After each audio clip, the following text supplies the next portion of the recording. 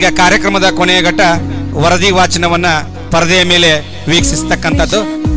ಬಹಳಷ್ಟು ಡಿಜಿಟಲ್ ಸ್ಪರ್ಶದ ಮುಖಾಂತರ ವರದಿ ವಾಚನವನ್ನ ರೆಡಿ ಮಾಡಿದ್ದಾರೆ.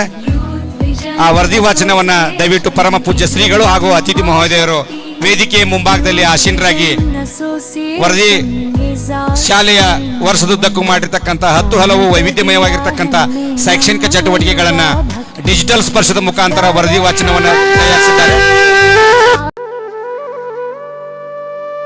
Vision kids pre primary English medium school Kamatagi ವಾರ್ಷಿಕ ವರದಿ ವಾಚನ 2025-26.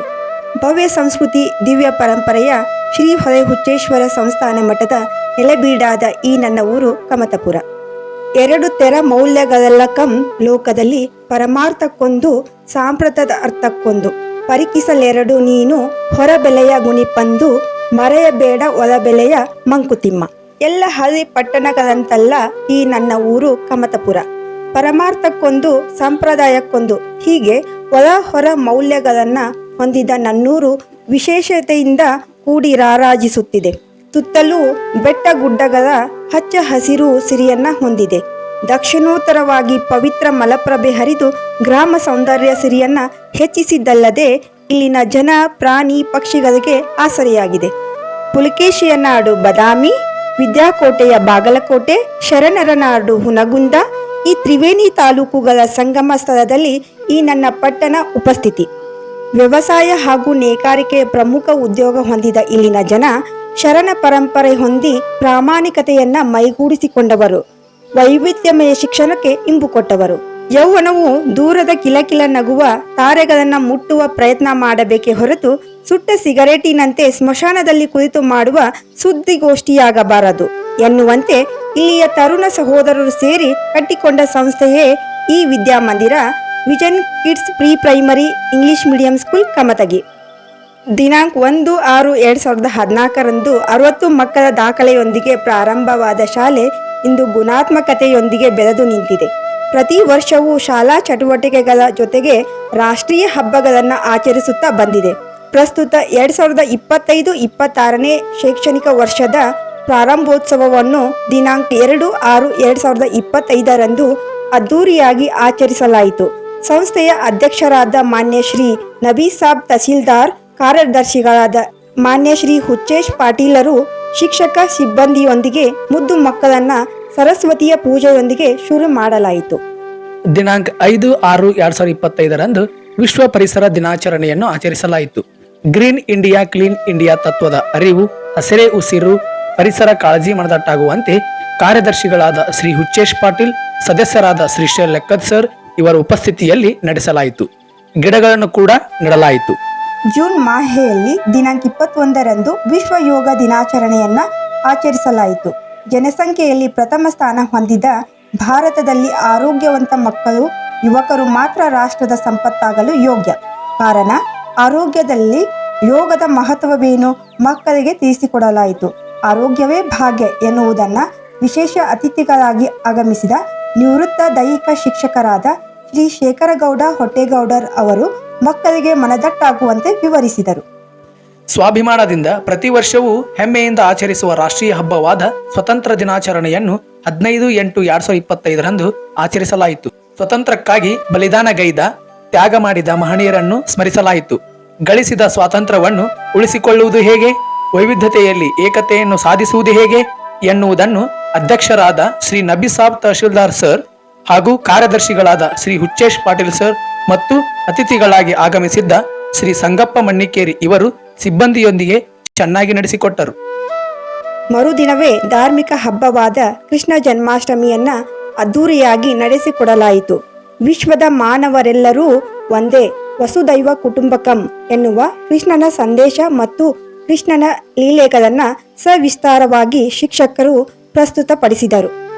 ದಿನಾಂಕ 27/8/2025 ಗಣೇಶ ಚತುರ್ಥಿಯನ್ನು ಶ್ರದ್ಧಾಭಕ್ತಿಯಿಂದ ಆಚರಿಸಲಾಯಿತು. ಭಾವೈಕ್ಯತೆಯ ಸಂಕೇತವಾಗಿ ಈ ಹಬ್ಬವನ್ನು ಪ್ರಾರಂಭ ಮಾಡಲಾಯಿತು. Shri doctor HS Kalyanmath sir, Shri Hucchesh Patil sir ಮತ್ತು ಇತರರ ಉಪಸ್ಥಿತಿಯಲ್ಲಿ ವಿಜೃಂಭಣೆಯಿಂದ ನೆರವೇರಿಸಲಾಯಿತು. ಮಾತಾ ಪಿತೃ ಭಕ್ತಿಯನ್ನು ಪ್ರತಿಪಾದಿಸುವ ಹಬ್ಬವನ್ನು ನಿಷ್ಠೆಯಿಂದ ಮನರಂಜನೆಯ ಚಟುವಟಿಕೆಗಳೊಂದಿಗೆ ಗಣೇಶನನ್ನು ವಿಸರ್ಜಿಸಲಾಯಿತು.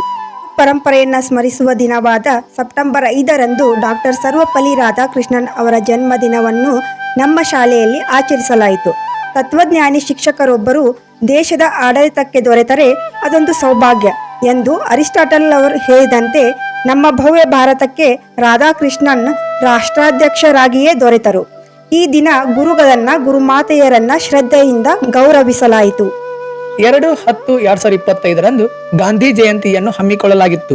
Simple living and high thinking ಈ ಆದರ್ಶ ವಾಕ್ಯಕ್ಕೆ ಹೇಳಿ ಮಾಡಿಸಿದ ವ್ಯಕ್ತಿ ಮಹಾತ್ಮ ಗಾಂಧಿ. ಯಾವ ಸುದ್ದಿ ಮಾಧ್ಯಮಗಳೇ ಇಲ್ಲದ ಕಾಲದಲ್ಲಿ ಸಾವಿರಾರು ಜನರನ್ನು ಒಟ್ಟಿಗೆ ಸೇರಿಸುವ ತಾಕತ್ತು ಈ ಅಜ್ಜನಿಗಿತ್ತು.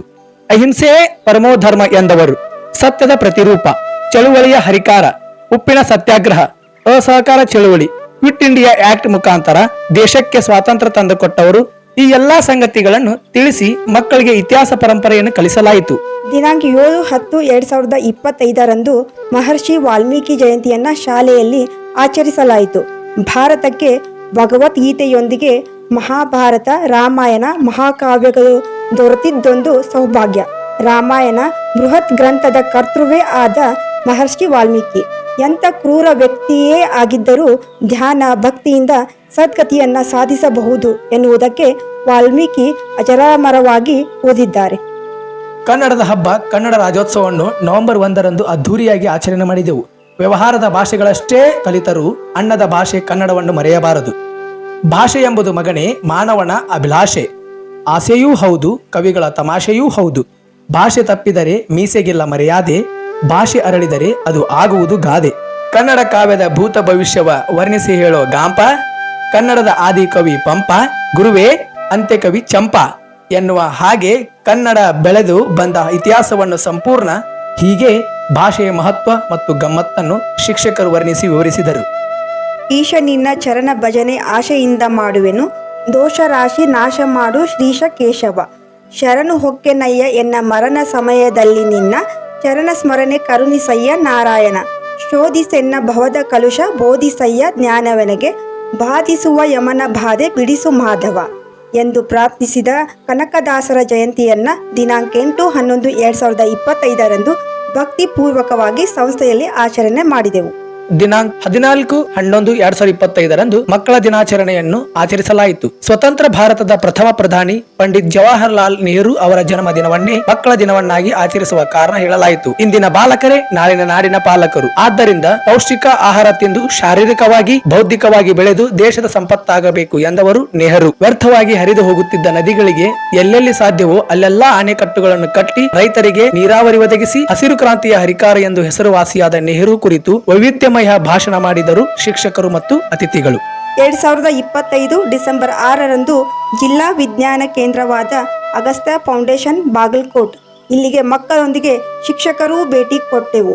ಭೌತಶಾಸ್ತ್ರ, ರಸಾಯನಶಾಸ್ತ್ರ, ಖಗೋಳ ವಿಜ್ಞಾನಕ್ಕೆ ಸಂಬಂಧಿಸಿದ ಚಟುವಟಿಕೆಗಳನ್ನು ಮಾದರಿಗಳನ್ನು ಕಂಡು ನೋಡಿ ಸ್ಪರ್ಶಿಸಿ ಅನುಭವ ಪಡೆದೆವು. Evidence based systematic methodology of understanding natural in social world by applying knowledge ಎನ್ನುವ ಅಂತಾರಾಷ್ಟ್ರೀಯ ವಿಜ್ಞಾನ ಒಕ್ಕೂಟದ ನವೀನ ವೈಜ್ಞಾನಿಕ ಅರ್ಥವನ್ನು ಶಿಕ್ಷಕರು ಮಕ್ಕಳು ಅರಿತುಕೊಂಡರು. ಒಟ್ಟಿನಲ್ಲಿ ವೈಜ್ಞಾನಿಕ ಮನೋಭಾವ ಬೆಳೆಸಿಕೊಂಡರು. 27/12/2025ರಂದು ಒಂದು ದಿನದ ಚಿಕ್ಕದಾದ ಶೈಕ್ಷಣಿಕ ಪ್ರವಾಸವನ್ನು ಕೈಗೊಳ್ಳುವ ಅವಕಾಶವನ್ನು ಸಂಸ್ಥೆಯ ಆಡಳಿತ ಮಂಡಳಿ ಒದಗಿಸಿದೆ.